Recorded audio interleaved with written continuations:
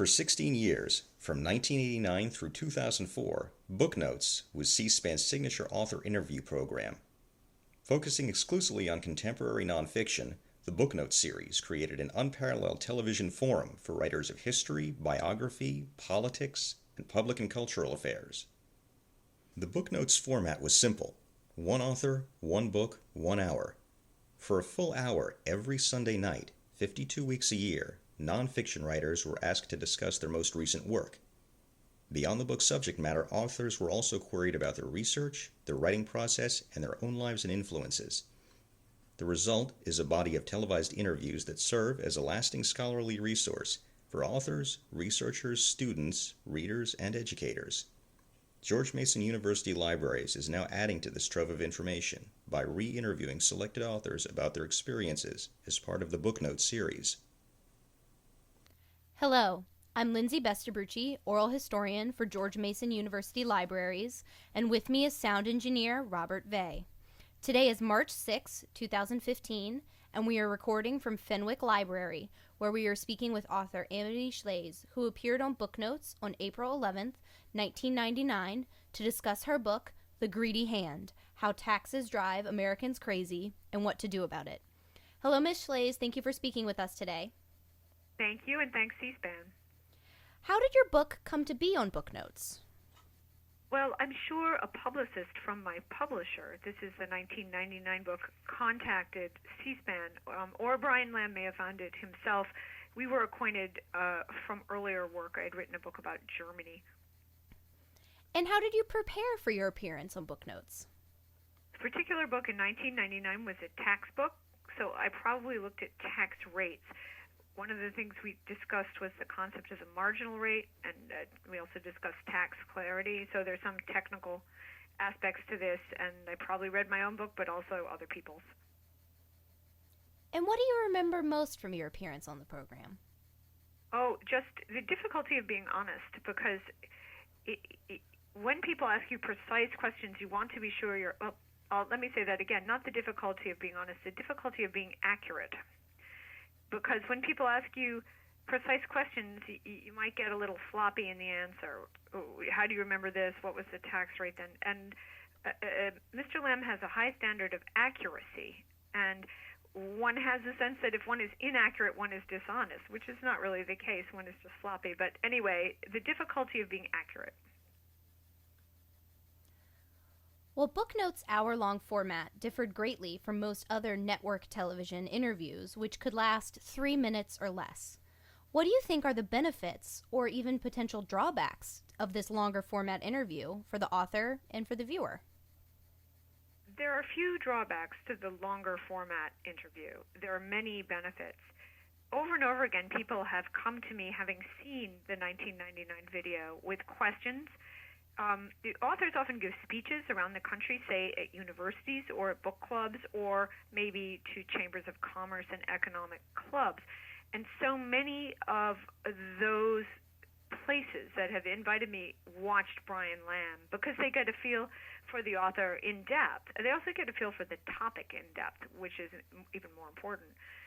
So they think, say with this book, there's a lot to know about taxes, and Amity or Brian could convey it. But since Amity is the author, we'll invite Amity. And thereby one can get the message with which one is concerned out to more people. C-SPAN is a multiplier. Well, judging by the extensive marginalia in his books, Mr. Lamb read them thoroughly before the interview. Do you find this kind of preparation to be normal for interviewers, and how did it change your interview experience? Well, Brian does prepare, and therefore the guest wants to live up to Mr. Lamb, hence the attention over accuracy, always being accurate. And, you pick that up right away. You can tell he knows what he's doing. He knows about you. Other interviewers sometimes know and sometimes don't. That's a very uneven experience. Usually television knows less because the medium moves so fast. Sometimes radio knows a lot, but not always. Well, Mr. Lamb asked about an author's research and writing methods. Do you believe that the reading public finds these details about the practice of writing interesting? Well, the The technique of writing books interests everyone because it also affects the content. For example, the 1999 book was written in the era of the fax with some internet, which would be the 90s. So if I wanted the statistics of income, I would call the IRS and get them to fax me that.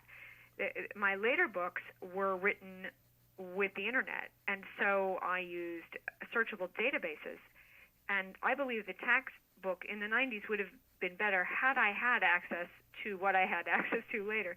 So of course, it's like a picture, a snapshot of the technology of writing in time, and that's very useful. Well, you mentioned that Mr. Lamb knew some information about you personally before coming into the interview, and that makes sense because he frequently asked his guests biographical questions. Did that surprise you, and is this different from other author interviews you may have experienced? Yes, it surprised me, and it's interesting. The combination of his intense preparation in this puts the author in a difficult spot because you want to live up to him because he is accurate. You want your record to be accurate, so you don't want to withhold information, as on the witness stand, right? But you don't want to betray material that you're not interested in sharing with the nation, and that tension is definitely there. It did surprise me when he asked biographical questions. Well, were you surprised by any of Brian Lamb's other questions? Not really. They were just good, high-quality questions. Also, I think he asks questions about employment. Where do you work? What's it like there? Again, you have to be careful what you say. You don't want to say something that you'll regret later, even if it is true. But you want to be accurate, and when accuracy includes complete, you have a challenge. Did you watch Booknotes before or after your own interview? And did your experience on the show change your perception of it? Not at all, except for I think I noted about the personal questions. I knew I had watched it, and I knew that it was a very valuable show. It's an honor to be on the show, and it's always a pleasure to be at C-SPAN relative to other TV shows, stations, because of the seriousness with which C-SPAN takes its work, and that, too, of course, stems from Mr. Lamb.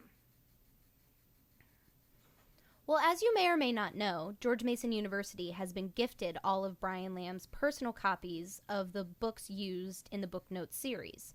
This amounts to some 800 nonfiction books published between the late 1980s and 2004.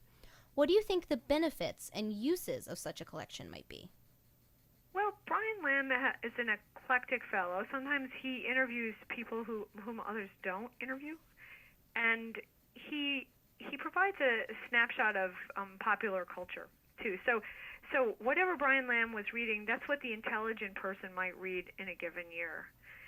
Not necessarily what was on television the whole time, but what readers were reading as part of the culture of television and the computer. And his notes are very bright. I wonder what about his notes. It would be fun to look at them because he clearly knows a lot about the material. He knows the material. He knew the tax rates probably better than I did. And so I'm wondering if he shared all that he thought in his interview. He remains supremely neutral when he interviews. Well, you should definitely come in and take a look at the collection in your book to see the marks. I would be happy to. Brian Lamb had a rule that authors could only appear on the program one time. If asked back, would you have returned for another interview? Well, I was asked for a second Booknotes interview. So maybe I think it was because it was a different interviewer, it didn't break Brian's rule. Maybe it was after the period he was doing the interviews, because I did one with Nick from Reason. So there you go. And I always come back. There's also a giant retrospective sort of show that C-SPAN does, and I've done that too, and very grateful to have all these opportunities. Was there a difference in sales or national attention after discussing your book with Brian Lamb on Booknotes? I think there was some difference in sales, but more importantly, as I mentioned before, there was a difference in the number of invitations to speak. And people who go to hear authors speak are themselves multipliers. You'd rather speak in a very, very important venue, in my case, than go on Good Morning America. Good Morning America people might not be interested so much in my books because they're pretty technical or historical, but there are a lot of Americans who are interested, and they turn to Brian Lamb. Did your experience with Brian Lamb and Booknotes cause you to rethink any of your own approaches or assumptions regarding your research or writing? Not really, just that one shouldn't be sloppy. I think Brian likes precision, and he's right to like precision. Right today I'm sitting here writing an article about effective marginal tax rates versus statutory marginal tax rates, and that difference actually means a lot because you know what your statutory marginal tax rate is, and you sort of only guess at what your effective average rate, what your effective rate is, or what your overall average rate is. That's the kind of thing he would be interested in, so one always has a few readers in mind when one writes, and one of the ones I have in mind whenever I write is Brian. Well, what have you been working on since this book, and which works are you most pleased with? The book that let's say I'm pleased with all my books, or displeased in different ways. The book that had the strongest reception was The Forgotten Man, which came out of Brian Lamb in part. The book Brian interviewed me for that first time was about tax, and at the beginning there was a little history story about a man named Beardsley Rummel who figured out that if people could pay taxes as they pay a credit card a little bit at the time, they wouldn't mind paying them. And if their money were withheld, that is, they never even saw it, they would mind it even less. He had worked in a department store. And that story Brian liked, I believe, as well. And it was history, not current-day argument. And I came away from that interview and from other events that happened in those years with the feeling the next book would be history. So The Forgotten Man, the next book, was history. It wasn't about now. It was about 1920 to 1940. I like that book best, and the market seems to have liked it best. I also did a cartoon version of The Forgotten Man, which is extremely labor intense. It took years to do, especially time was given by the artist, whose name is Paul Rivoche. So I've done a lot of different things. I also wrote a biography of President Coolidge, and I believe I've talked to Brian about that, but I can't remember where. In your estimation, what has been the lasting impact of Booknotes in then contemporary American society, and perhaps since? Oh, it's just it's the better part of America. Booknotes, it's the thinking brain of the American public. The Booknotes listener is not a sheep. He doesn't just vote for someone because he wears red or blue, or she. And it makes all of us happy. We have a spring in our step when we leave Booknotes because we've been made aware yet again that America does exist. If you watch standard television, especially old network television, you wouldn't have that feeling. I have to stop and say that. Well, is there anything else you would like to add regarding Booknotes, C-SPAN, or Brian Lamb? Well, there's one thing I'd like to add because I think Brian would like me to add it, which is that there was a mishap when I recorded this particular Booknotes in 1999. A man flipped a switch and thought the camera was rolling, but it was not. So they looked in the can after I departed, and I lived in New York, and they didn't have something that they could air. And C-SPAN was embarrassed, and Brian invited me back. And so we retaped the hour. He wanted to know if I would be angry. He kind of drilled down on that. I wasn't angry at all. These things happen. I just felt lucky that he was still willing to do the interview again. But he's asked me that quite often when I've seen him because he's embarrassed. He need not be. He has a great record of professionalism, as does C-SPAN. Well, with that opportunity to redo your interview, were any of the questions or your answers different? Not that I can recall. It would be fun to study it. Not that I can recall. Well, great. Thank you for taking the time to speak with us today. Of course.